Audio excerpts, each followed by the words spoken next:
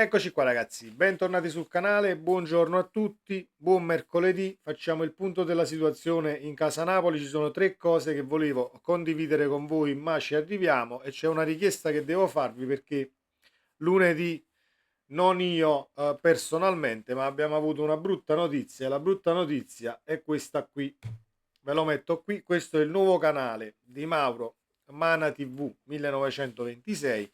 Trovate ancora il canale di Mauro, quello vecchio, Mana TV 1926 attivo, ma Mauro non lo può usare più perché appunto ha avuto problemi di copyright, gli è stato chiuso il canale, quindi chiedo a chi passa per la prima volta sotto questo video e a tutti gli iscritti che comunque abbiamo constatato di avere in comune, abbiamo fatto le live assieme, le continueremo a fare appunto pre-partita e post-partita insieme.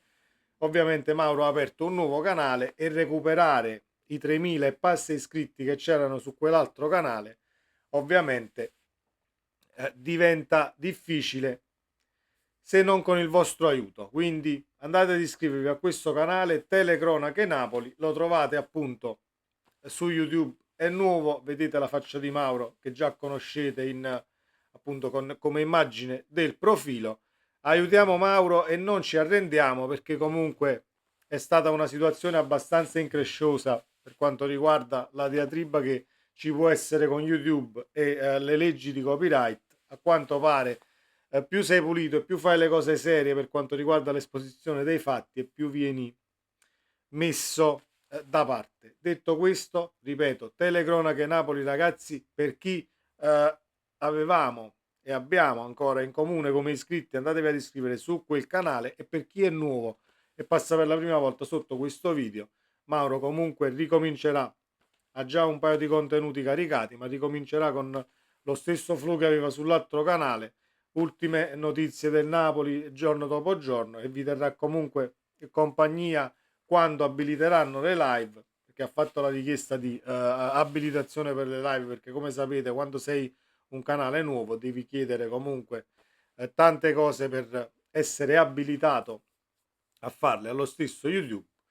Vi chiedo di andare lì, iscrivervi, attivare la campanella delle notifiche e poi tutte le diciamo le cause e le concause Mauro le ha spiegate nel primo video che troverete sul canale appunto dove andrete ad iscrivervi. Telecronache Napoli, molto semplice. Detto questo io lascio ancora la locandina un poco lì, ci sono tre cose in casa Napoli che volevo condividere e discuterne con voi. Vi aspetto nella sezione commenti qui sotto e fatemi sapere cosa ne pensate. La prima è il nome di Gasperini che si è inserito prepotentemente nella, nel casting allenatori. Io non sono completamente in disaccordo con un'eventuale scelta Gasperini. Vi spiego perché. Mettiamo che il Napoli stia trattando veramente Conte e Conte sia veramente vicino. Ma noi siamo sicuri che in primis riusciamo a dargli quello che chiede, punto secondo, a diciamo fare risultati che possa essere comunque una qualificazione in Champions tra le prime quattro l'anno prossimo.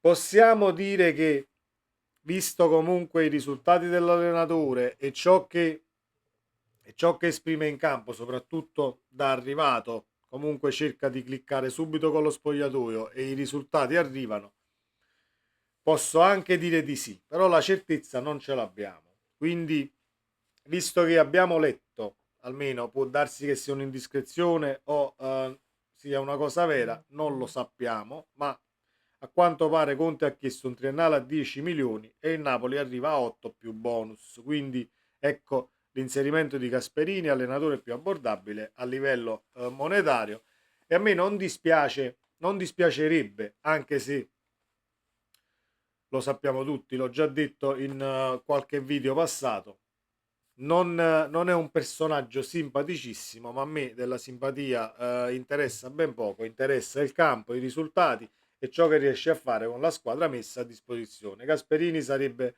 l'opzione giusta economicamente, a livello diciamo umano per quanto riguarda il dover andare d'accordo nell'organigramma societario e per la gestione che ancora si vuol portare avanti, che poi sia fallimentare o meno, lo vedremo, anche perché cambierà comunque l'area tecnica un tantino, e ci arriviamo perché c'è un'altra notizia. Prima di arrivare alla notizia dell'organigramma tecnico e chi vorrei come direttore sportivo o capo, diciamo, supremo dell'area tecnica del Napoli, ve lo dirò tra pochi istanti. C'è la notizia di Jonathan David che non rinnova assolutamente col club di appartenenza, e a quanto si legge ha detto aspetto il nuovo club, ma non rinnovo appunto il contratto. Quindi dovrebbe essere lui il sostituto di Osimhen. L'entourage del Napoli già settimana scorsa, a quanto abbiamo letto, ha avuto contatti con l'entourage del calciatore, ed ecco che si comincia a formare, diciamo, il Napoli del futuro per quanto riguarda la punta centrale. A me Jonathan David non dispiace, e poi bisogna sempre vedere chi siede sulla panchina, come lo mette in condizioni, le idee di gioco del nuovo allenatore, eccetera. Però come calciatore non è che possiamo discutere poi, anche numeri alla mano, ciò che può dare un Jonathan David al Napoli. Detto questo, il capo supremo, diciamo, dell'area tecnica del Napoli dovrebbe essere uno che ha la rubrica piena, uno che nel calcio si è fatto sempre rispettare e ha tantissime amicizie, uno che riesce ad imporsi già con il proprio nome, uno che di calcio ne sa tantissimo, ovvero Rafa Benitez. Colgo l'occasione perché ieri, se non erro, era il compleanno di Rafa Benitez. Perché dico questo? Dico questo perché quando devi far mercato, un conto è che ti si presenta a fare la trattativa un direttore sportivo che, per amor di Dio, può essere conosciuto o meno, ma può tranquillamente avere i propri valori, le proprie situazioni e la gestione delle cose al limite positiva, e porta a casa tutti i colpi che va a trattare. Però avere un personaggio di spicco, ecco, nell'area tecnica del Napoli, che sia un direttore generale, chiamatelo come volete, comunque un personaggio come Benitez, secondo me sarebbe veramente oro colato per quanto riguarda la situazione del Napoli, soprattutto da gestire da giugno in avanti, perché ci sono appunto calciatori che non sappiamo se vogliono rimanere, chi ha la pancia piena, chi il contratto l'ha firmato ma al limite cambierebbe aria.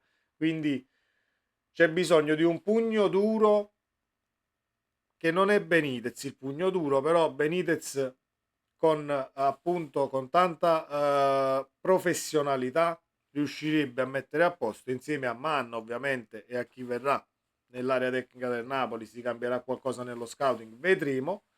Credo che sia un personaggio fondamentale per la gestione del Napoli che sarà. Poi è una mia opinione, fatemi sapere la vostra nei commenti, però se non cominciamo a circondarci di persone del genere per quanto riguarda il mercato, la gestione dello spogliatoio e i calciatori stessi, credo che comunque non quest'anno, non l'anno prossimo, ma tra un paio di anni arrivano gli ennesimi mal di pancia, poi ritornano le stesse situazioni. Quindi, per evitare e incanalare il Napoli verso una gestione più elitaria della situazione, sempre che lo si voglia, servono personaggi del genere. Fatemi sapere cosa ne pensate qui sotto nei commenti. Vi ribadisco ancora, ho lasciato la locandina appunto qui per tutto il video. Iscrivetevi al canale di Mauro, perché dobbiamo recuperare almeno un tantino ciò che Mauro ha perso per motivi di copyright che troverete spiegati nel primo video caricato sul suo canale. Sempre Forza Napoli, ci vediamo nel prossimo contenuto. Ciao.